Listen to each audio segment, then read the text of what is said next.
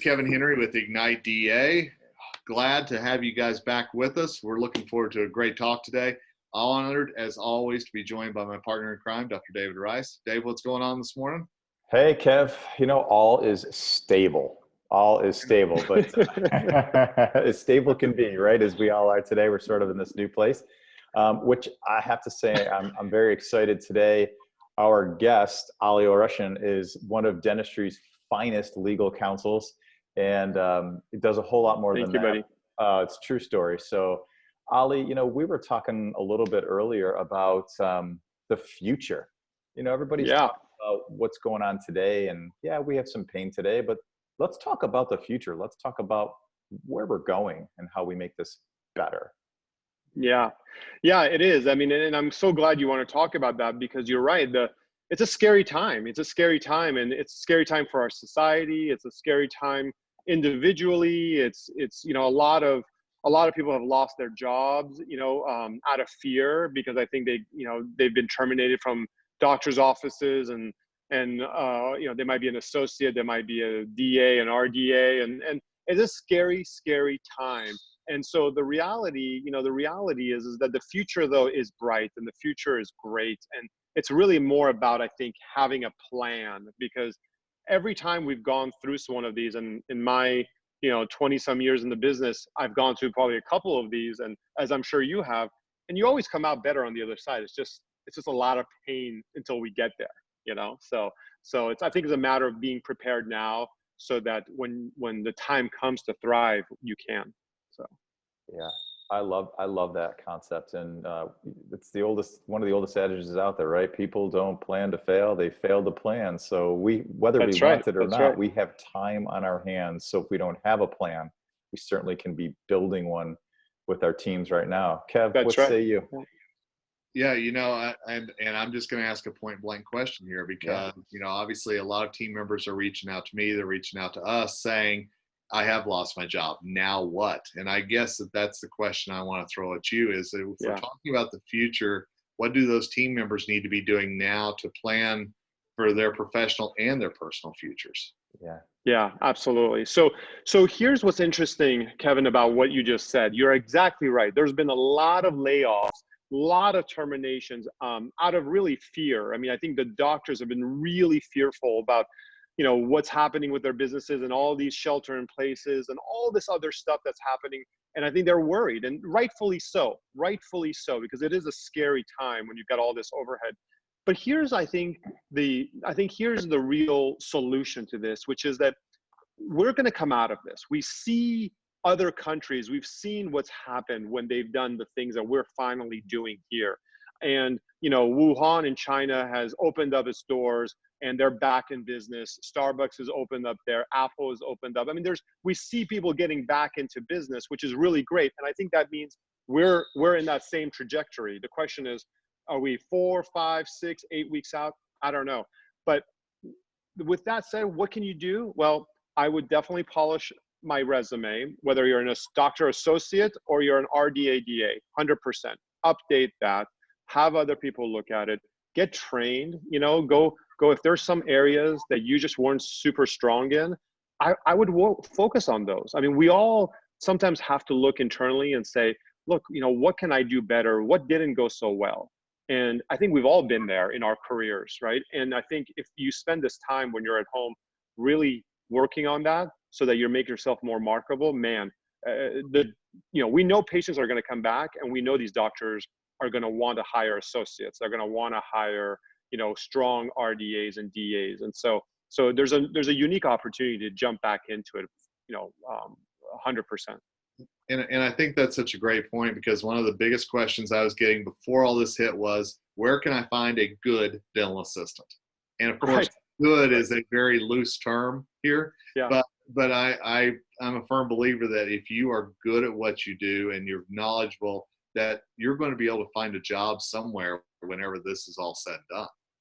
Oh yeah, you're absolutely right, Kevin. And what's funny about what you just said is that in my seminars, I used to say there's 100% employment in dentistry, because anybody who wants a job can get a job in dentistry. There's no hygienist sitting at home saying, I can't find a hygiene job, or an RDA DA. That's not the case anymore. Now it's like a very real scenario, but you're exactly right. They can get the jobs. And that's one of the reasons, that, we launched the Dental B School for young dental associates, because we wanted to empower them the same way, you're doing on the assistant side, and David, you're doing at the schools. We wanted these young associates who are out and about working for someone else to say, you know what, it's time for me to become my own practice owner. It's time for me to get empowered and learn all the skills that I don't know.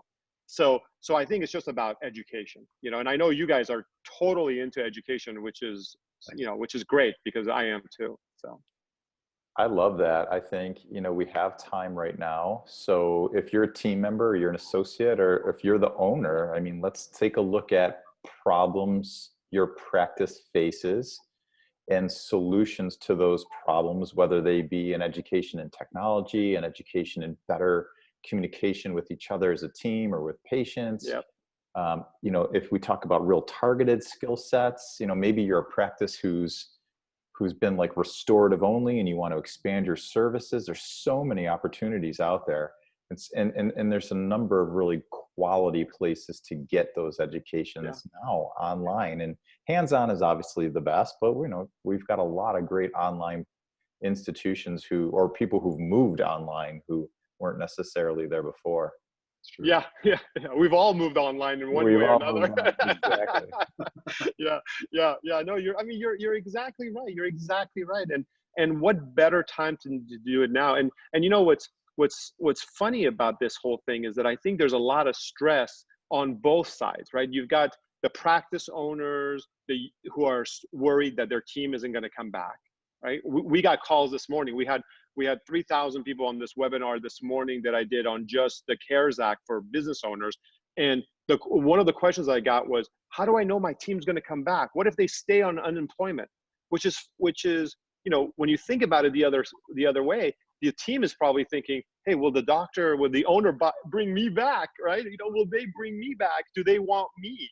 And I think, as I said this morning, I'll say it here too, I think it's about communication, right? It's all about communication and making sure we're all sort of on the same boat. And I think if that's there, and then like you said, you educate yourself, you get really ready for what the next, set of months is going to look like after we get back to normal.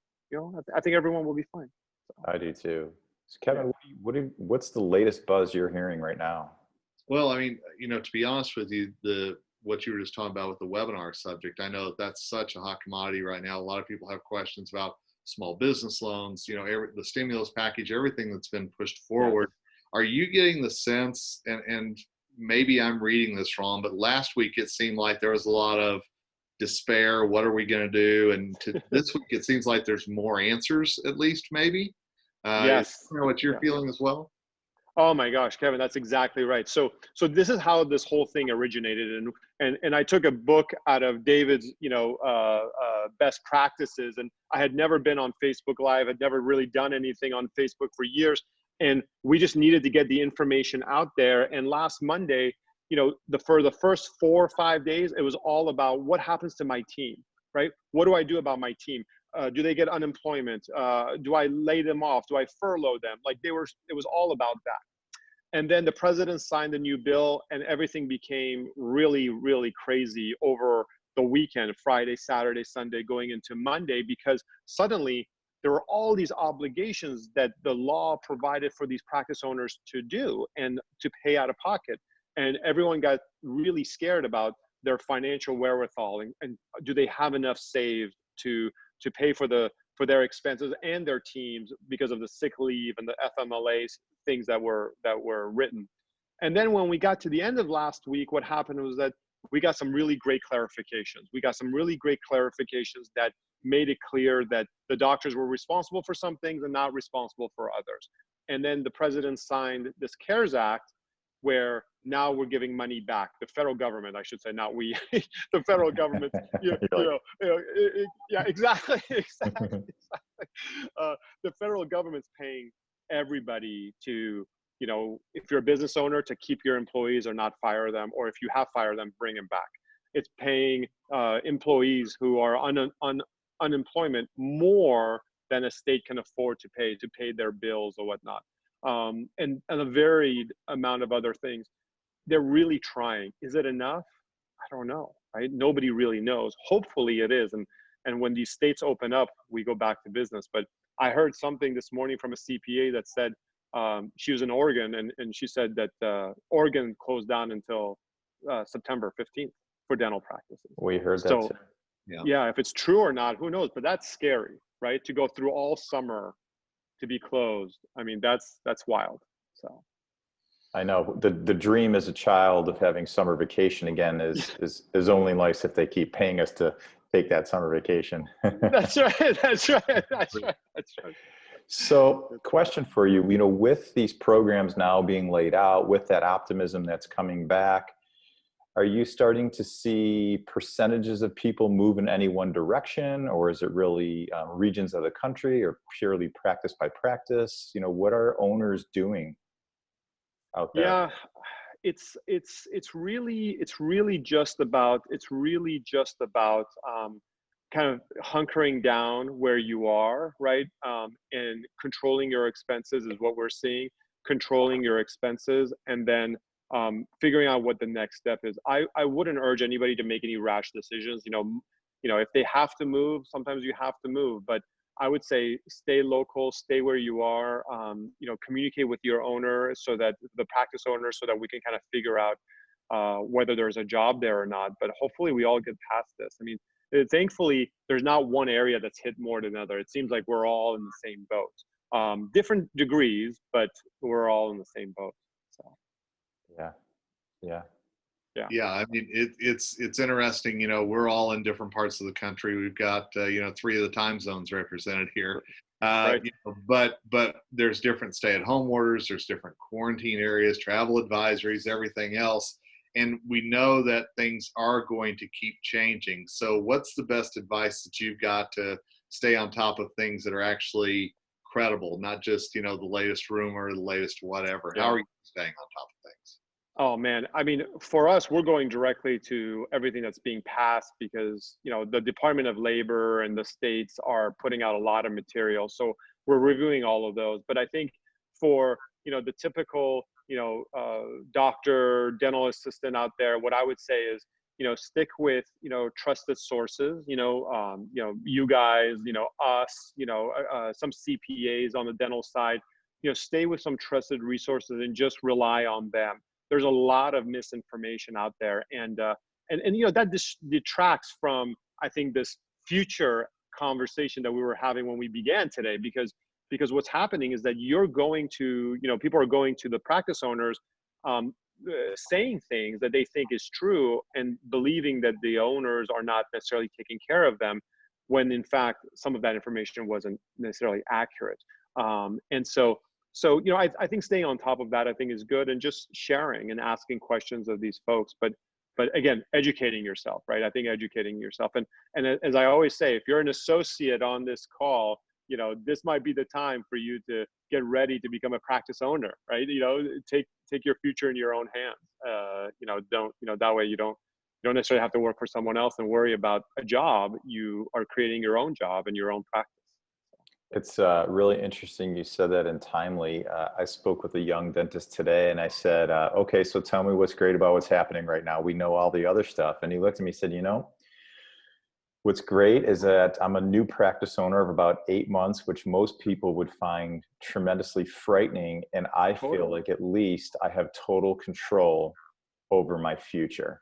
It's up to me. So That's awesome. Yeah, and I thought it was so cool. And I think where we really began today is, if we look to the future, if we stay positive, we realize that we are coming back for this. You mentioned it earlier. We've done this dance, different dance, but same dance at least 3 times in our 26 years. I don't know we must have started when we were 2.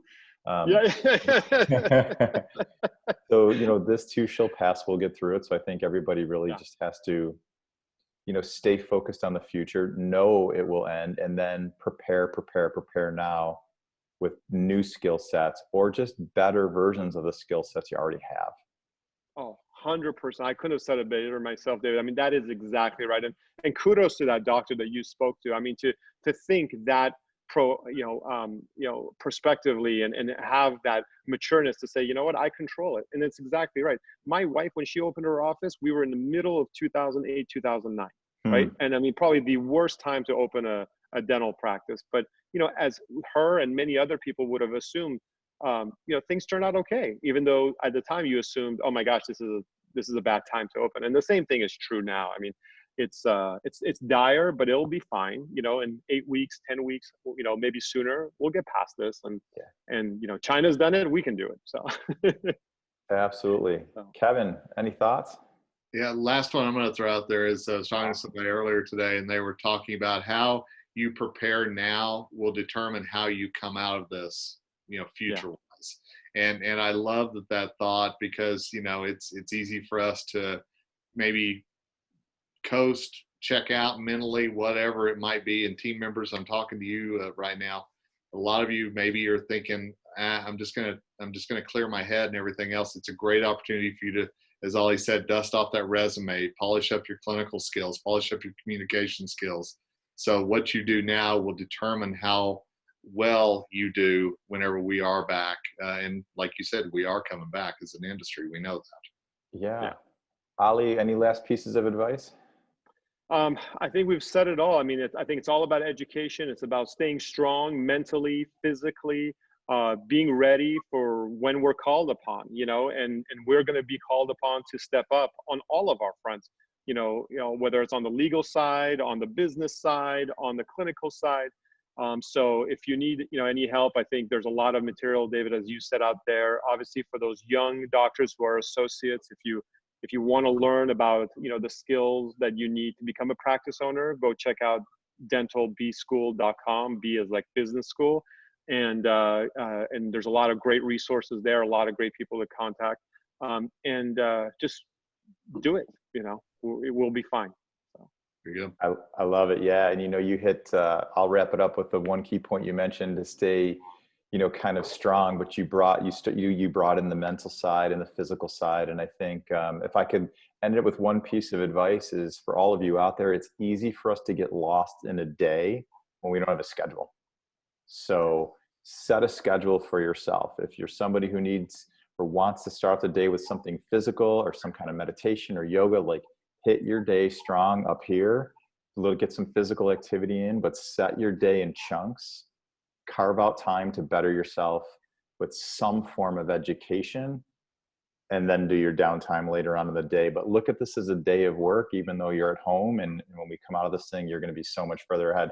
Ali, thank you so much for your time. Kevin, thank you. Sure, I'll talk to you at some point today.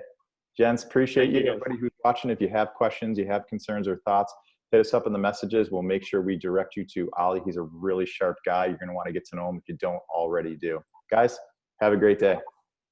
Bye, everyone. Thank you.